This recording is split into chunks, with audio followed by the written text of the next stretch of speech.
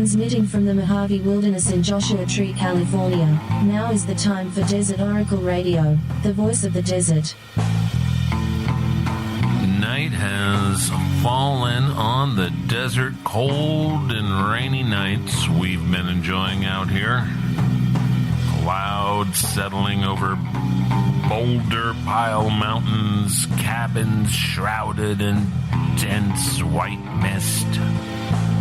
All the natural tanks filled up for the benefit of the wildlife. And the resulting flash floods take any and all objects for a thrill ride down the usually dry washes, a ride to parts unknown.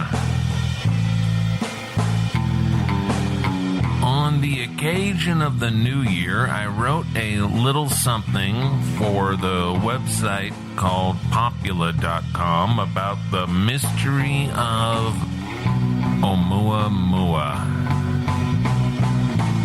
the first interstellar object that our astronomers have ever detected within our solar system.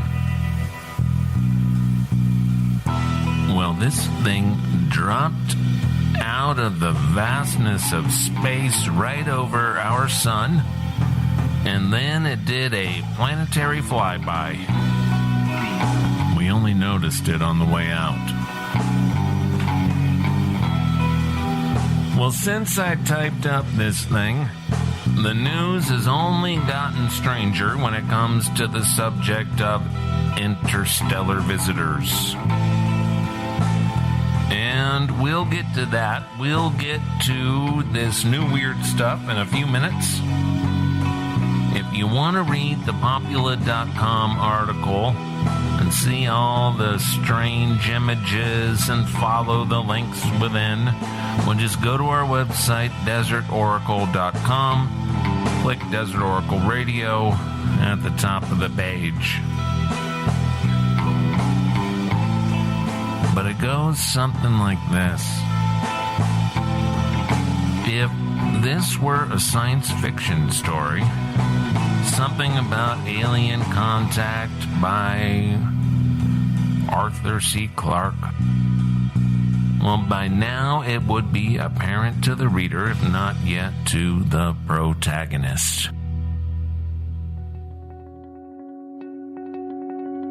The mysterious object was discovered in October 2017 by Canadian astronomer Robert Warwick, working at an observatory on a mountaintop in Hawaii. It was named Oumuamua, meaning a messenger from afar, arriving first. Oumuamua is the first interstellar object we've ever noticed. And we noticed it a biblical 40 days after the closest approach to our sun, after which it had passed within 15 million miles of Earth before speeding off towards Jupiter. When Mars hung red and heavy in the summer sky, Mars with its 9 active missions and active communication with Earth, well, it was over 36 million miles away, its closest point to Earth in years. The trajectory of the visitor, confirmed with 222 observations, including the last sightings by the Hubble Space Telescope a year ago, proved that it could only have come from above. It was neither comet nor asteroid, but a cylinder with a soft red glow, mostly made of iron.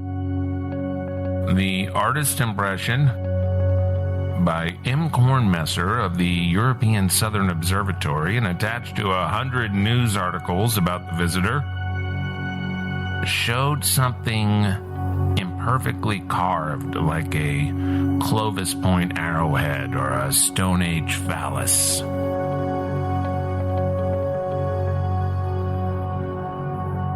The European Southern Observatory artist who created the image tried to make it look reasonable. But the utter strangeness of the shape could not be disguised. Whether it really looks like an early stone tool or a Neolithic idol is unknown.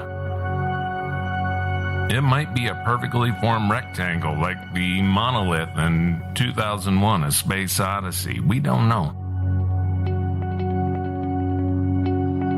This was the NASA statement. Besides its elongated nature, scientists do not know what kinds of features Oumuamua has on its surface, if any. An elongated shape would explain the rotation behavior, but its exact appearance is unknown. We don't know if it is a mile long or the length of a football field. Is probably somewhere in between. The cylindrical shape is implied. An axis ratio between 5 to 1 or 10 to 1 with a length 5 to 10 times the width. The ratio was computed by decoding Oumuamua's peculiar end-over-end mode of travel, twirling like a baton. But even this tumbling motion is hypothetical. Even our closest views of Oumuamua show no more than a speck of light racing away at 196,000 miles per hour.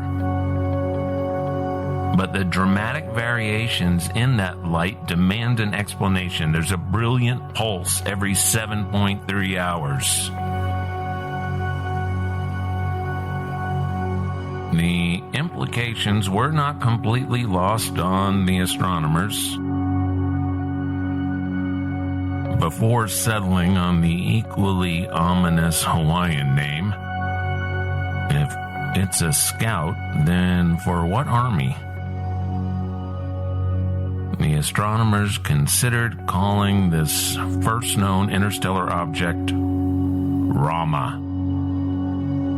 In Arthur C. Clarke's 1973 novel, Rendezvous with Rama, set in the year 21 and 31, a warning system for near-Earth asteroids detects a strange cigar-shaped object the humans name after the Hindu god. It is a perfect and featureless cylinder, and astronauts aboard a research ship are sent to investigate this craft. By its speed and its trajectory, they know it has come from outside the solar system. This first alien ship known to humanity. There is only a short time to investigate before it uses the sun's gravity for a slingshot maneuver to send it back to interstellar space. Clarke called this near-Earth warning system Space Guard, which a few years later became the name of the real asteroid warning system it inspired. The Pan-STARRS Observatory in Hawaii that discovered Oumuamua, the Panoramic Survey Telescope and Rapid Response System, is the latest incarnation of Space Guard. The SETI Institute and the Breakthrough Listen Project aimed all available radio antenna at this receding speck of light, including California's Allen Telescope Array at Mount Lassen and West Virginia's Green Bank Telescope, and have found no obvious extraterrestrial radio signals.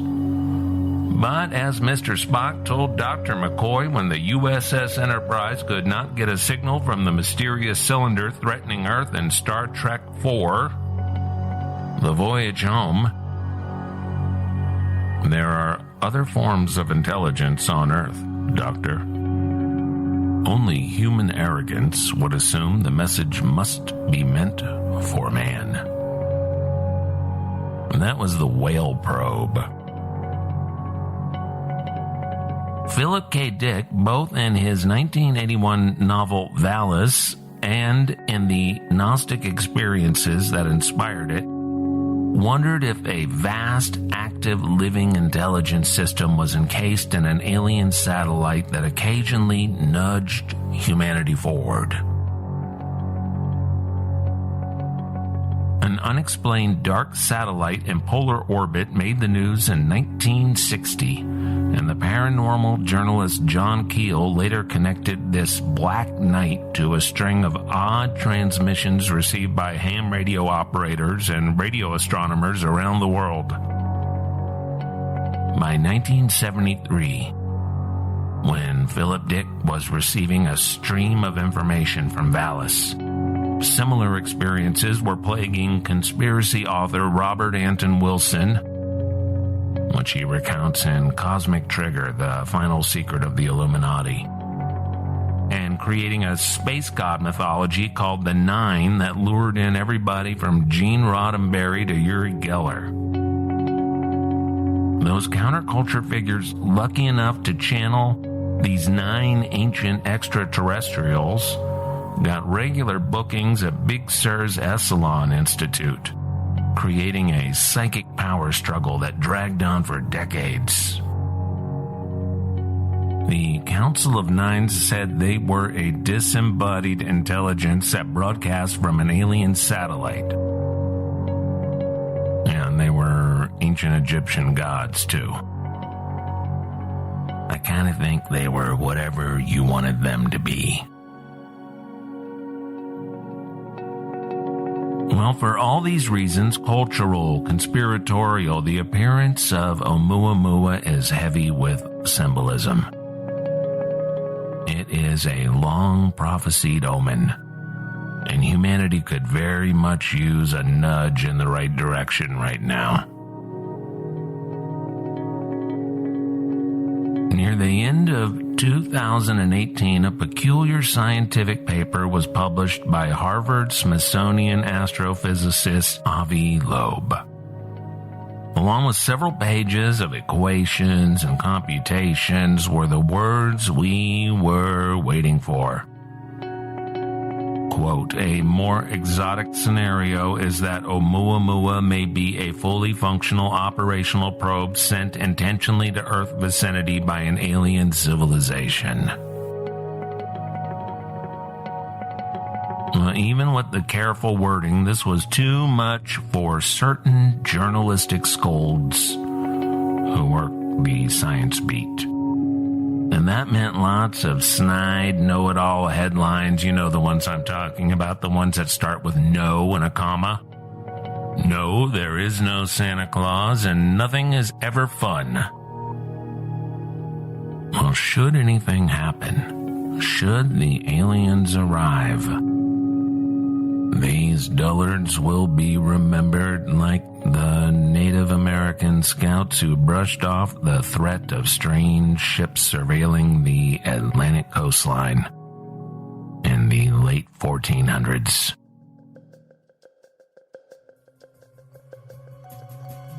What will first contact look like? Will we even survive it? Many people believe extraterrestrial intelligence has been interacting with the creatures of Earth for a very long time, and that this contact has been either deliberately hidden by a government that is otherwise utterly dysfunctional or historically misconstrued. Ancient aliens, etc. These are matters of faith and not fact. So far, anyway. Until an ancient artifact turns out to be a Stargate or a spaceship awaiting voice activation like some very patient Alexa unit, we just don't know. And by the way, if you've got a bunch of voice-activated devices in your house connected round the clock to completely immoral internet companies, I do suggest you stomp those devices into the bits of garbage they were destined to become. And empty the dustpan into your recycling bin. Yes, the government will spy on you if it so chooses, some sort of government somewhere. But you sure make it easier when you purchase and install the surveillance equipment yourself. Well, there were enough bizarre occurrences in the latter half of 2018 to fill the first act of an alien invasion movie. Sightings by commercial pilots, the bold young scientist being scoffed at for his alien theory, clumsy cover-ups by the feds, public panics, and high anxiety. As in Close Encounters of the Third Kind, which portrayed the UFO panic of the 1970s with historical precision, a series of seemingly mundane oddities builds up to a realization that it's really happening. If this is the year that a technologically advanced culture makes official contact, we will mostly be ready for it. Why, for instance, was the National Solar Observatory in New Mexico suddenly evacuated and shut down by the federal government for a week and a half in early September? Why did many solar observatory webcams and public internet pages go dark at the same time? Even the county sheriff's department was kept in the dark. On the ABC 7 News in El Paso, Otero County Sheriff Benny House bitterly complained about the Bureau's handling of the bizarre situation. Quote, "I have a responsibility to protect my citizens. I think it's paramount that we know what the threat is so that we can provide safety." Well, after staff and their families were allowed to return to the Solar Observatory and the Visitor Center and the U.S. Post Office there, the FBI put out a vague and bizarre statement that the shutdown and the frenzied evacuation of the Solar Observatory was due to something about somebody maybe accused of maybe downloading child pornography, which resulted in no charges and no prosecution and no attempt at a satisfactory excuse for a bizarre news story that had gone international and inspired a real panic. And then began the busiest season for mainstream media UFO reports in decades. With the tone set by the New York Times coverage of the Pentagon's secret UFO study program on December 17 of 2017, glowing auras and black money, the Pentagon's mysterious UFO program. Yes, Navy pilots had chased featureless and acrobatic aircraft off the coast of San Diego and Florida, and Harry Reid had authorized a secret Defense Department study of the phenomena, and DIA investigators had spent time on a haunted cattle ranch in northeastern Utah as part of the study. And there were mentions of recovered alloys kept in a secret Nevada warehouse, materials of an unknown origin that sickened researchers. Right there on the front page of the New York Times, the crews of 3 commercial flights over the east coast of Ireland reported strange craft early on November 9, 2018. It was moving so fast, a British Airways pilot told air traffic control. It appeared on our left-hand side and rapidly veered to the north. We saw a bright light and then it just disappeared at a very high speed. We were just wondering what it might be. A Virgin Airways pilot reported 2 bright lights that seemed to bank over to the right and climb away at speed. After hearing that description, another pilot radioed in from a third commercial airliner. Glad it wasn't just me. Next was Gatwick, a baffling travel nightmare at Christmas time with hundreds of flights grounded due to mysterious drones that no one managed to photograph or catch or shoot down. Despite UK police and military swarming the airport, drone hobbyists complained to the media that it was impossible for a consumer drone to fly all night with blinding lights like the Gatwick craft. A couple of suspects were taken in and quickly released without charge, patsies. A Gatwick UFO was trending on Instagram and Twitter, The Express newspaper claimed Theresa May was holding emergency UFO meetings with her rattled and incompetent government. If you were watching for such things in the last days of 2018, you had much to choose from.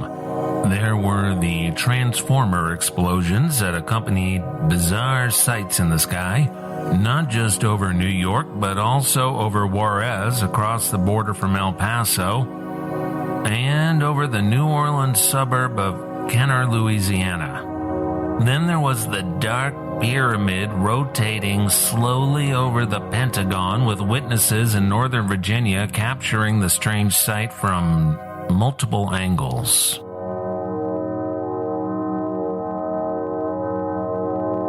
Minus Oumuamua, these are the usual panics and mysteries of daily life. Hoaxes and ignorance of airplane lights or fireworks displays. But the addition of this possibly alien scout ship at least leaves the possibility that this year, 2019, will be the strangest year yet.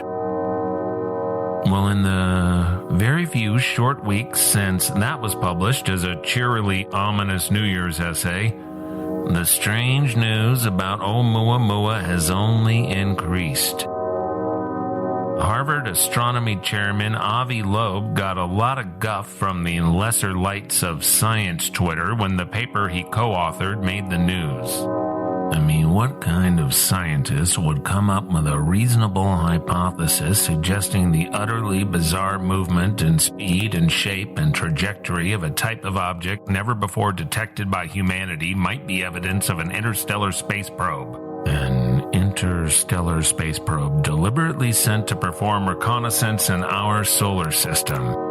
I mean, the nerve of the guy, the gall of the Harvard Smithsonian Center for Astrophysics chair to look at something never seen before and to suggest it might be something artificial. This is what he told the New Yorker magazine this week. Last year, I wrote a paper about cosmology where there was an unusual result, which showed that perhaps the gas in the universe was much colder than we expected. And so we postulated that maybe dark matter has some property that makes the gas cooler. And nobody cares. Nobody is worried about it.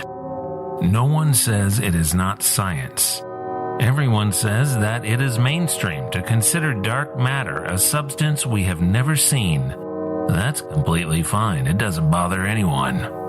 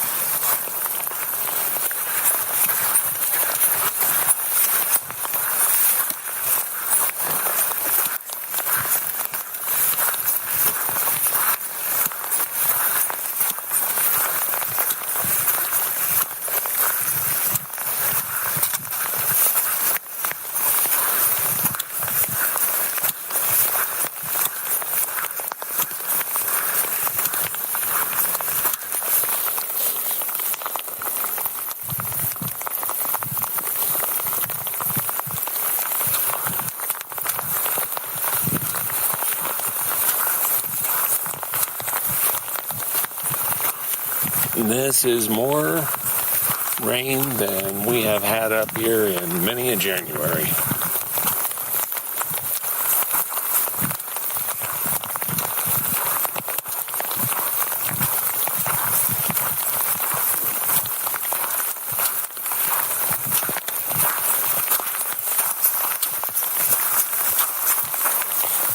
Let's go on up and check the natural tanks in the rocks. There should be plenty of water for the coyotes and bobcat, mountain lions,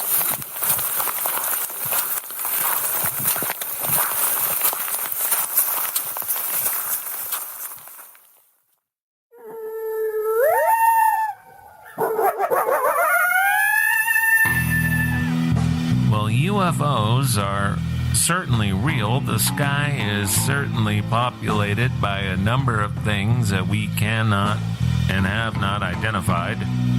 But I don't know if that has anything to do with space aliens. Do you?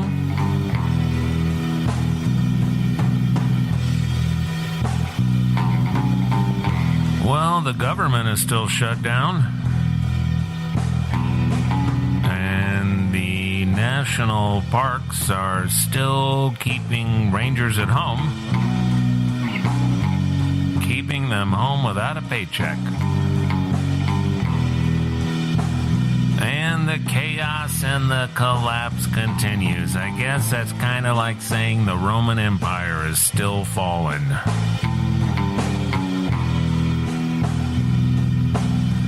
Well, let's talk about something happier. It's a happy thing to sit around a campfire and have some dubious ranger tell you a lot of stories. Well, you can have something like that on January 31 at the Ace Hotel in Palm Springs. That's a Thursday night. Come join us around the campfire for Desert Oracle Campfire Stories.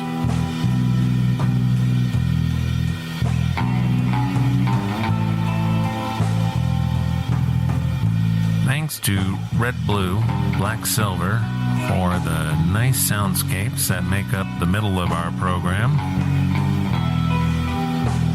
You can write to us if you like to. The address is P.O. Box 1735 in Joshua Tree. And you have been listening to Desert Oracle Radio, broadcasting from Joshua Tree, California. Friday nights at 10 p.m. across the Great Mojave Wilderness on KCDZ 107.7 FM. Turn on your radio and listen to it from Amboy to Zzyzx.